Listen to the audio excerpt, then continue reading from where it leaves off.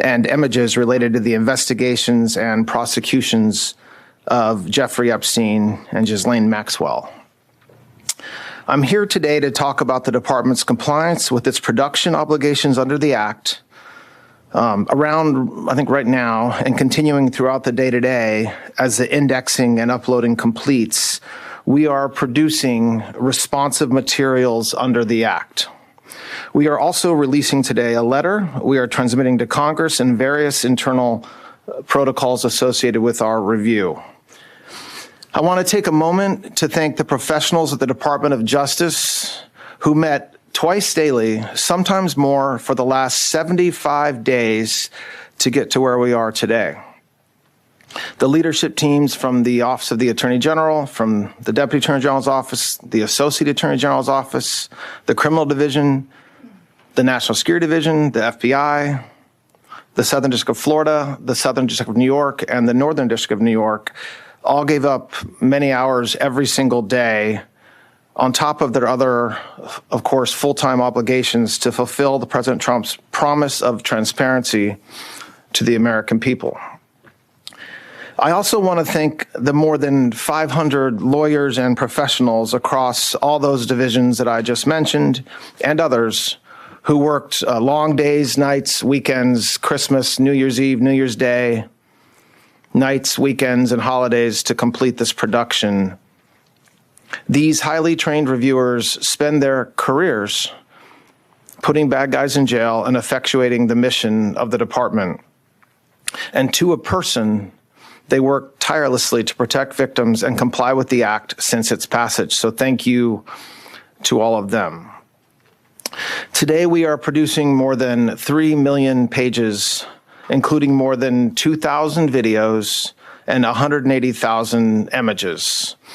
In total, that means that the department produced approximately 3.5 million pages in compliance with the Act.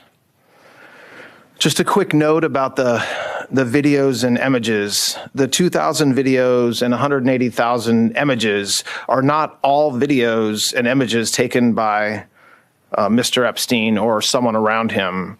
They include large quantities of commercial pornography and images that were seized from Epstein's devices, but which he did not take or that someone around him did not take.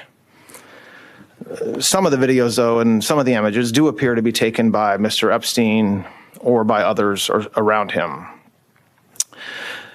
Now, I want to talk for a few minutes about the department's document identification and review protocols. It consisted of multiple layers of review and quality control designed to ensure compliance under the Act and protect victims.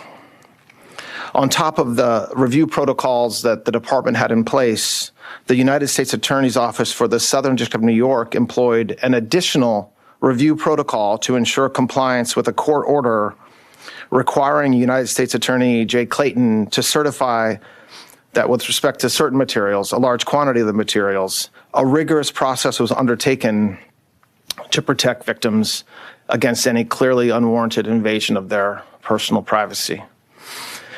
The department's collection effort resulted in more than 6 million pages being identified as potentially responsive, including department and FBI emails, interview summaries, images, videos, and various other materials collected and generated during the various investigations and prosecutions that the Act covered.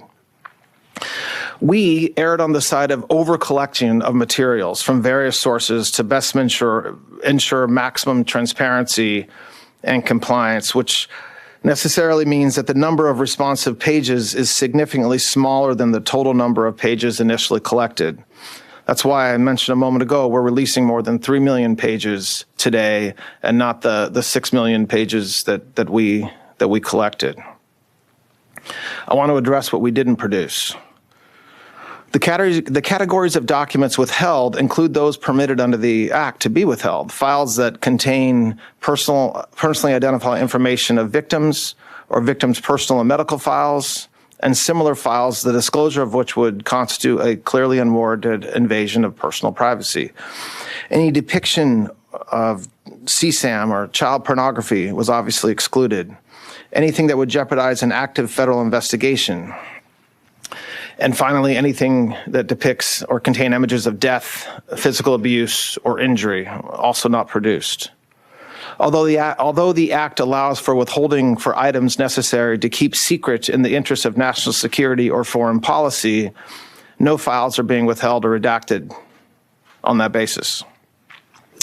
Further, as we previously stated in our December 19th letter of last year, the Department withheld or redacted files covered by various privileges, as we always do, including deliberative process privilege, work product privilege, and attorney-client privilege. As you all know, under the Act, the Department must subsequently submit to the House and Senate committees on the judiciary a report listing all categories of records released and withheld, a summary of redactions made, including the legal basis for such redactions, and a list of all government officials and politically exposed persons named or referenced in the Act. We will do so in due course as required under the Act. I want to talk for just a moment about the redactions that will be obvious to anyone who reviews the materials that we just produced today. In addition to the documentary redactions, which includes personal identifying information, victim information, and other privileges, there is extensive redactions to images and videos. To protect victims, we redacted every woman depicted in any image or video, with the exception of Ms. Maxwell. We did not redact images of any men, unless it was impossible to redact the woman without also redacting the man. To this end, though, and to ensure transparency, if any member of Congress wishes to review any portions of the responsive production in any unredacted form, they're welcome to make arrangements with the department to do so, and we're happy to do that. I want to talk for a minute about something that is important. Every single day of the year, the Department of Justice investigates and prosecutes those who abuse and traffic young women and children. Just last year, the FBI located over 2,700 victims of child exploitation. The Department of Justice found and terminated 3.8 million dark web pedophile accounts. In August, we charged 11 defendants for extensive sex trafficking in Los Angeles of illegal immigrants and underage women. Last month, we charged 5 men who were engaged in a sadistic sextortion network of deranged young men abusing women. Over the past several months, last summer and into the fall, we executed Operation Restore Justice, rescuing 205 child victims and arresting 293 offenders. I point this out because I take umbrage at the suggestion, which is totally false, that the Attorney General or this department does not take child exploitation or sex trafficking seriously, or that we somehow do not want to protect victims. We do. There are some select members of Congress and some in the public eye, including those most critical of our efforts at full transparency under the Act, who remain silent as to all the work that we have done and continue to do every day in this space, while quickly pointing a finger at the Attorney General or this department because we were careful in our review of millions of pages of documents over the past 2 months. The Attorney General, the Director of the FBI, and our partners throughout this administration work hard every single day to protect the most vulnerable among us. With the production of this magnitude, mistakes are inevitable. We, of course, want to immediately correct any redaction errors that our team may have made, and so the department has established an email inbox for victims to reach us directly to correct redactions and any concerns when appropriate. That's been in existence since December, and we've been doing that since then. Finally, a very small portion of the documents collected pursuant to the Act include materials that a law firm produced to the SDNY in 2019 pursuant to a grand jury subpoena. This was during the criminal investigation of Ms. Maxwell. We determined it would be prudent to seek an order from the court in the Southern District of New York seeking production of these materials subject to the protective order in that civil lawsuit. To that end, the department has filed that motion with the appropriate judge in the SDNY, and if that motion is granted, we'll release those materials with appropriate redactions immediately. Today's release marks the end of a very comprehensive document identification and review process to ensure transparency to the American people and compliance with the Act. The Department has engaged in an unprecedented and extensive effort to do so.